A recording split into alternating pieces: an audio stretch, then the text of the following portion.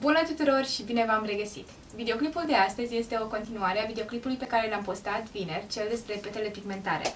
Am menționat în acel videoclip crema cu factor de protecție solară, dar nu am avut timp, adică cred că dacă menționam, vorbeam mai mult despre crema cu factor de protecție solară în acel videoclip, devenea un videoclip foarte lung și nu am vrut acel lucru.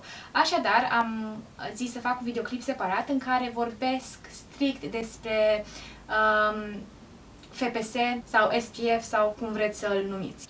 Și vă voi arăta ce produse cu factor de protecție solară folosesc eu. Am aici 6 produse pe care le folosesc în momentul de față. Unele dintre ele le folosesc mai mult decât altele, dar am aceste produse și voi vorbi despre ele. Și da, despre acest lucru vom vorbi astăzi.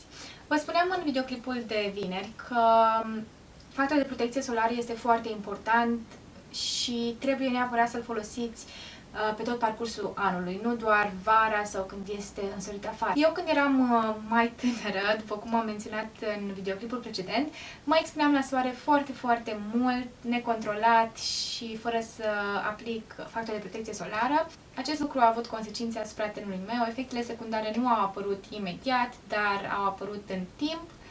Și acum, într-adevăr, pot să observ pe tenul meu riduri și mai ales pete pigmentare. Eu niciodată nu m-am gândit că soarele poate să fie chiar atât de dăunător tenului meu și de aceea probabil mă expuneam atât de mult, plus că vroiam să fiu bronzată tot timpul.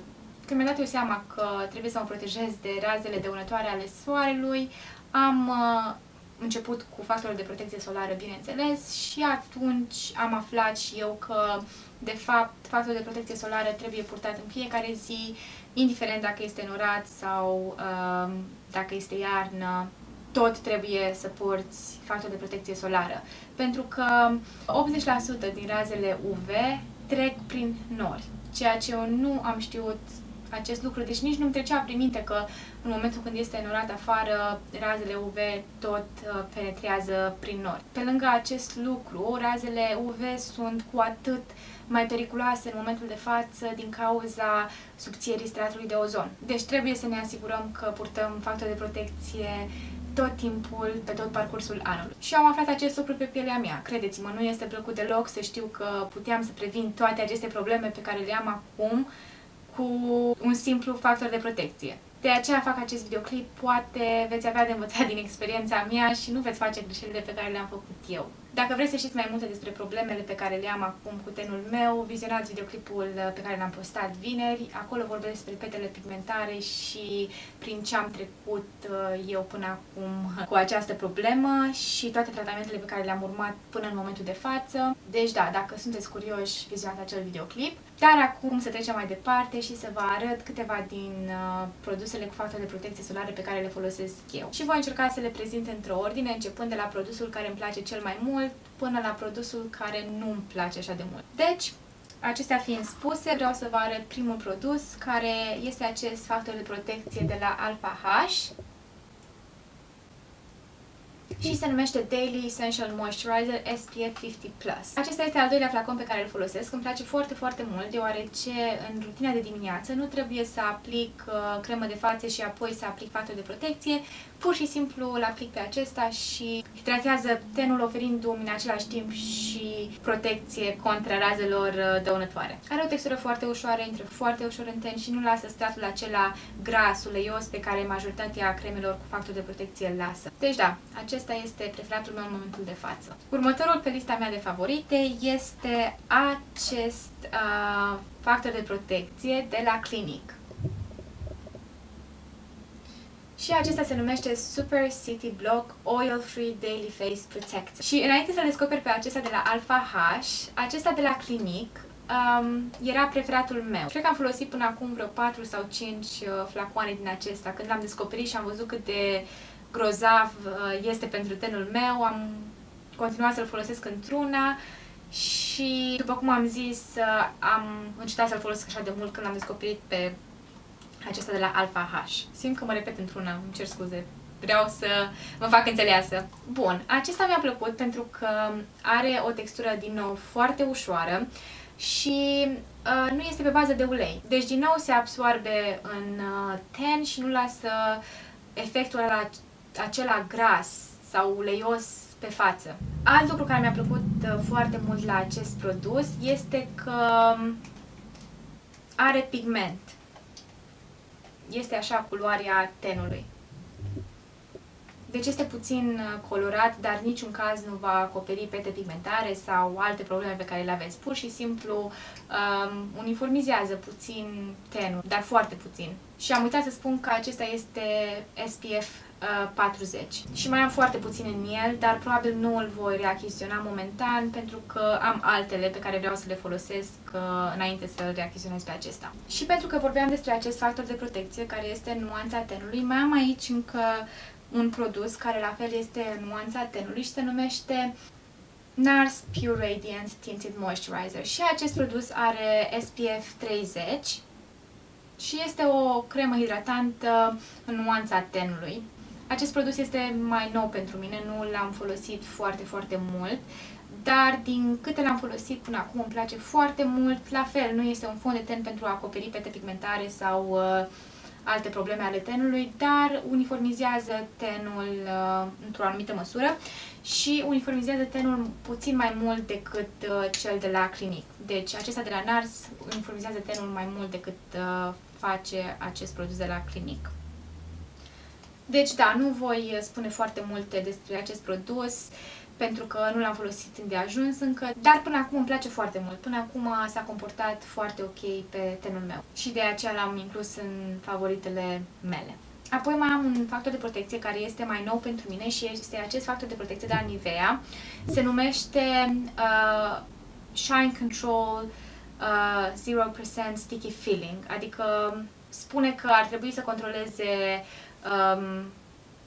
luciul tenului și are 0% efect lipicios, adică nu lasă stratul acela lipicios pe ten.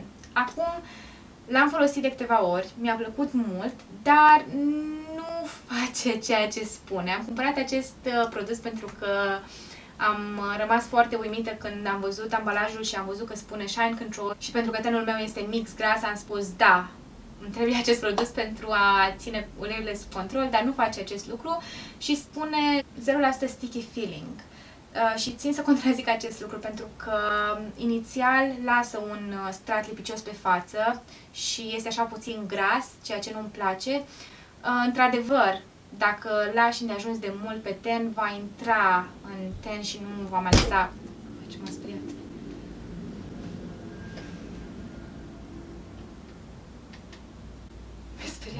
Sincer să fiu, este o variantă mai ieftină care își merită banii. Am plătit pe acest factor de protecție aproximativ 8 sau 9 lire, oricum, maxim 10 lire, dar voi lăsa în descriere toate informațiile cu toate produsele pe care le-am menționat astăzi. Și nu știu dacă am zis, dar are factor de protecție 50.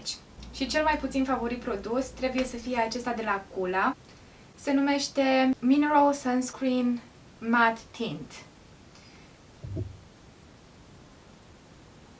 Și zice aici că este Mineral BB Cream, adică spune că este un BB Cream, dar oricât de mult aș fi vrut să-mi placă acest factor de protecție, nu mi-a plăcut dintr-un singur motiv. Pur și simplu nu se absorbe în ten. Mi se pare că rămâne așa la suprafața pielii și îmi încarcă foarte mult tenul și din această cauză nu pot să-l folosesc.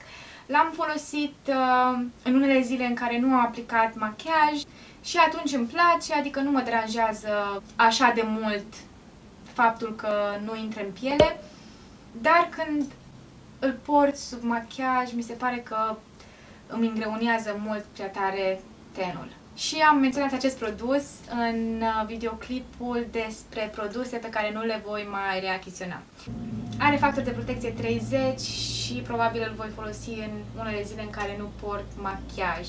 Deși, de cum cu petele astea pigmentare, nu prea mai ies afară din casă fără să port machiaj. Bun. Ultimul produs de pe listă este acest factor de protecție de la Bare Minerals. Se numește Natural Sunscreen. Are SPF 30 și este un factor de protecție pudră. Cred că este important să ai un factor de protecție pudră pentru a putea aplica în timpul zilei peste machiaj. Și pentru mine, o pudră cu factor de protecție solară funcționează cel mai bine. Acum am pe aceasta de la Bare Minerals, după cum am zis, dar înainte am avut altă pudră. Din păcate, aceasta de la Bare Minerals am luat-o în nuanță prea închisă. Va trebui să cumpăr altă nuanță, probabil puțin mai deschisă decât aceasta, dar garantat voi comanda o nuanță mai deschisă. Acestea sunt toate produsele cu factori de protecție pe care le folosesc în momentul de față. Voi lăsa în descriere detalii despre toate produsele pe care le-am menționat în acest videoclip. Și da, sper că v-a făcut plăcere să vă uitați la acest videoclip astăzi. Nu uitați să-i dați un like, nu uitați să vă abonați dacă nu v-ați abonat până acum și ne vedem data viitoare. Mua!